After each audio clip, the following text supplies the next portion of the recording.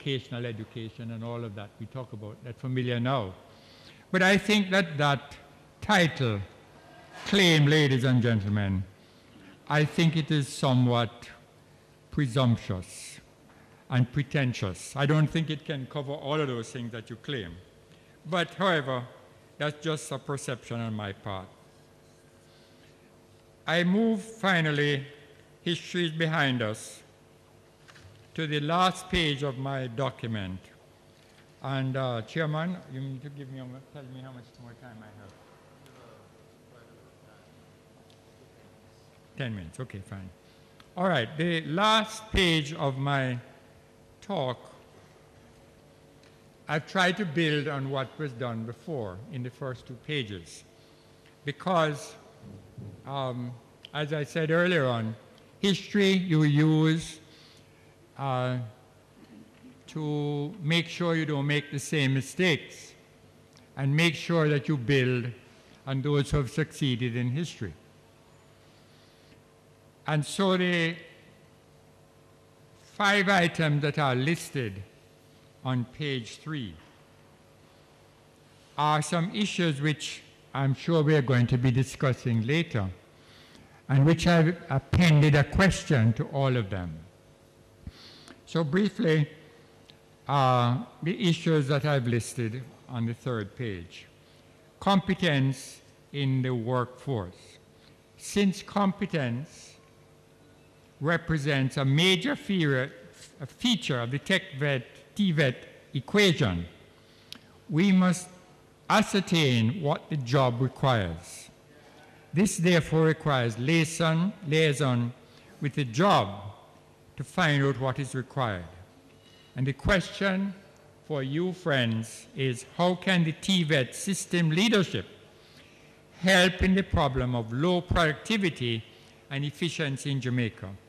Recent documentation is that Jamaica is low down in our productivity, however it gets measured. Not only are we low down, but we have lost ground as well. So how do we use TVET and the workforce essentially to improve productivity and efficiency in our country, which is of course critical and increasingly critical in the competitive world in which we are in. People will go to a supermarket and prefer to buy imported carrots, which look fine and fancy and smooth and round and so on, and to scratch and so on at the local ones which are dumped, they are unwashed, etc.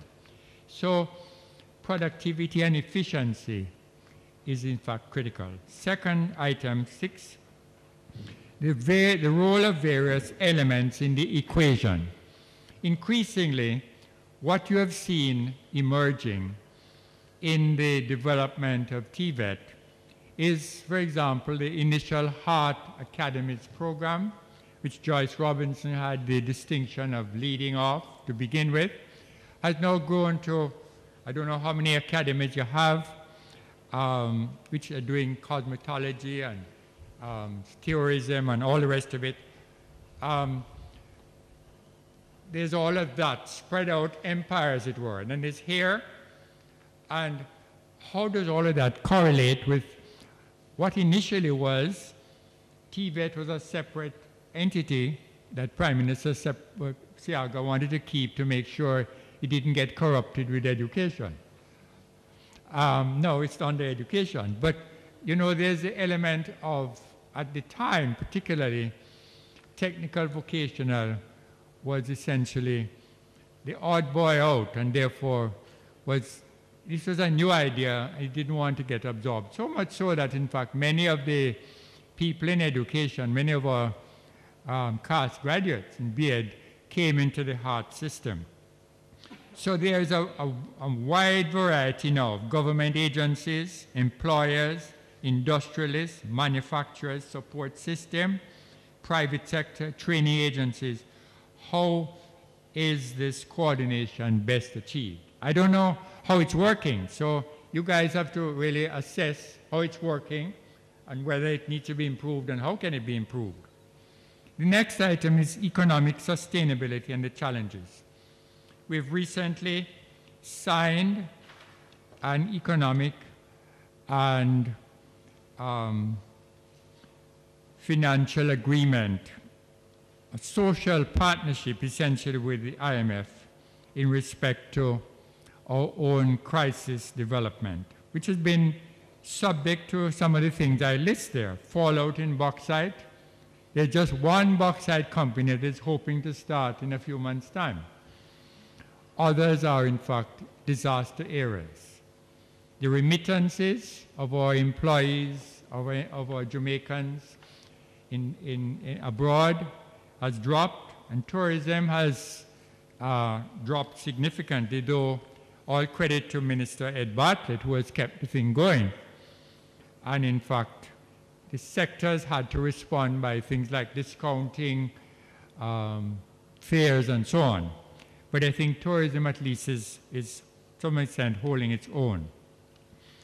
The international WTO, the European Union Commission on Subsidies, these are marriages of two international agencies that essentially have torpedoed the subsidies that used to occur for bananas and sugar and some other commodities. Interesting to see that a local banana enterprise is saying that the local production of bananas is in fact more profitable than the export was.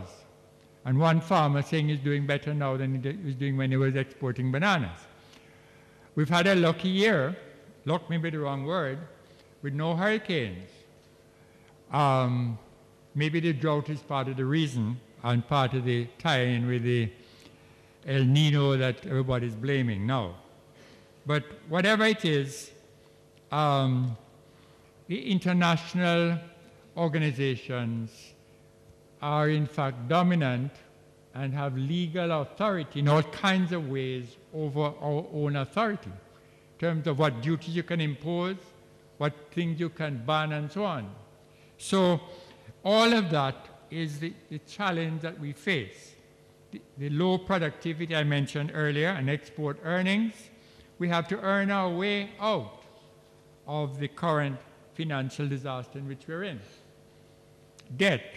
Prime Minister has spoken at length on this, and the fact that debt keeps increasing, it has to stop. And the exchange of the TDX exchange is essentially a first attempt to stop, and the nearly 100% response rate positively seemed to be a record worldwide, that essentially people are accepting less interest rates in order to essentially have the